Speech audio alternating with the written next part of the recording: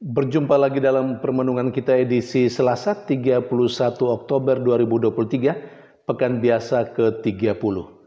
Bacaan-bacaan liturgi hari ini, bacaan yang pertama dari Surat Rasul Paulus kepada jemaat di Roma bab 8, ayat 18 sampai 25, dan bacaan Injil dari Injil Lukas bab 13 ayat 18 sampai 21.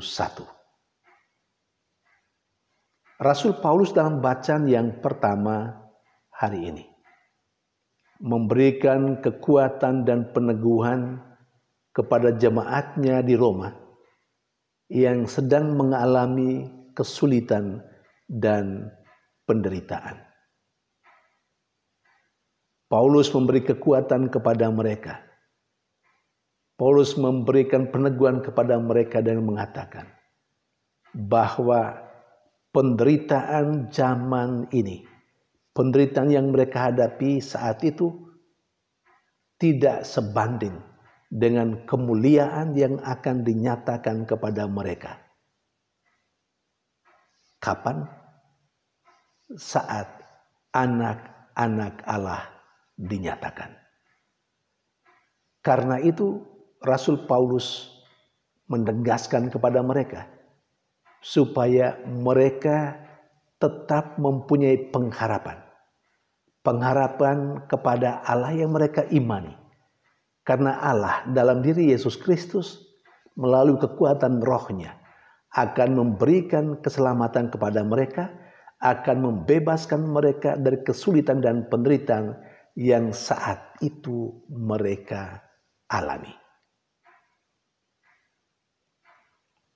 Saat anak-anak Allah dinyatakan adalah saat di mana Allah menyatakan kekuatan dan kuasanya secara definitif. Saat itulah Allah akan membebaskan manusia secara keseluruhan, termasuk orang-orang yang percaya, jemaat di Roma, dari kesulitan dan penderitaan. Tetapi Allah juga sudah menyatakan kekuatan dan kuasanya, membebaskan orang-orang yang percaya kepadanya dari kesulitan dan penderitaan. Tetapi Allah yang berkuasa itu, Allah yang mempunyai kekuatan itu, seakan tidak nampak dalam kebisingan kehidupan dunia zaman ini. Karena sebagaimana yang dikatakan dalam bacaan Injil, kerajaan Allah atau Allah yang meraja itu, Allah yang penuh kekuatan dan kuasa itu diumpamakan dengan biji sesawi. Biji yang sangat kecil. Tetapi ketika ditanamkan, pelan-pelan dia bertumbuh dan menjadi pohon. Dan burung-burung bersarang pada pohon itu. Nah, demikian juga Allah yang mempunyai kekuatan untuk membebaskan manusia, orang-orang yang percaya, yang mengalami penderitaan. Allah akan membebaskan mereka.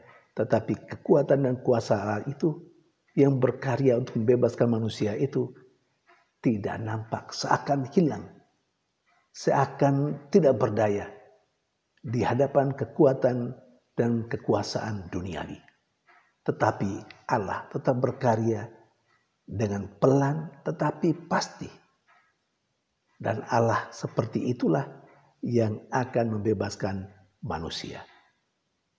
Saudari dan saudara yang terkasih. Apa relevansinya untuk kita? Saya kira kekuatan peneguhan yang diberikan oleh Rasul Paulus kepada jemaat di Roma juga sangat relevan untuk kita saat ini. Kita juga seringkali atau mungkin banyak kali mengalami kesulitan dan penderitaan. Terkadang penderitaan itu membuat kita menjadi tidak punya harapan. Membuat kita putus asa. Tetapi kekuatan dan peneguhan sebagaimana dikatakan oleh Rasul Paulus kepada jemaatnya di Roma, juga menjadi peneguhan dan kekuatan bagi siapapun di antara kita yang saat ini mengalami kesulitan dan penderitaan. Penderitaan yang kita hadapi saat ini tidak sebanding dengan kemuliaan yang akan kita alami, kita yang percaya kepada Allah dalam diri Yesus Kristus.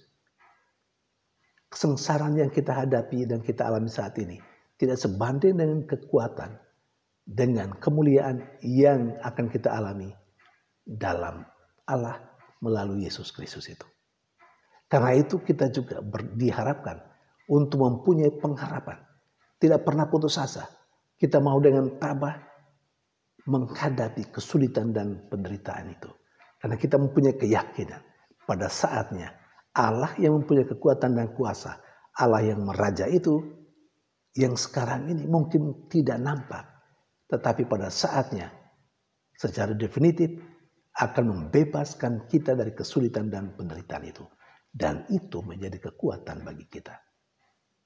Saudari dan saudara yang terkasih, kalau Rasul Paulus telah menjadi orang yang meneguhkan jemaatnya di Roma, siapakah di antara kita yang sekiranya bisa berperan seperti Rasul Paulus, sekurang-kurangnya memberi kekuatan dan peneguhan bagi saudara-saudara kita yang mengalami kesulitan dan penderitaan.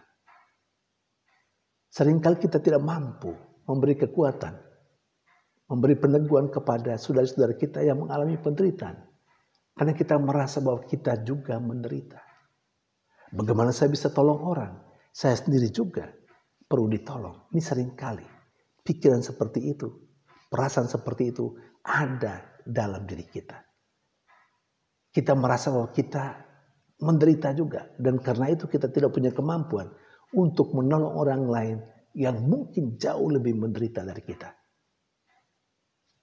Keinginan kita untuk menolong orang lain akhirnya dibatasi oleh pikiran dan perasaan kita bahwa kita sendiri juga adalah orang yang sedang menderita.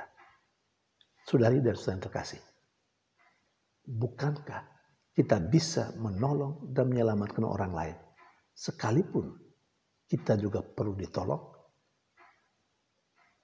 Kalau kita melihat dalam diri kita, lalu kemudian kita memandang keluar, kita mungkin akan menemukan masih ada begitu banyak orang yang jauh lebih menderita dari kita. Dan karena itu, sekalipun kita menderita, tapi karena orang lain di luar sana jauh lebih menderita dari kita, kita diharapkan untuk bisa memberikan pertolongan, memberikan kekuatan dan peneguhan bagi orang-orang di luar sana yang jauh lebih menderita dari kita.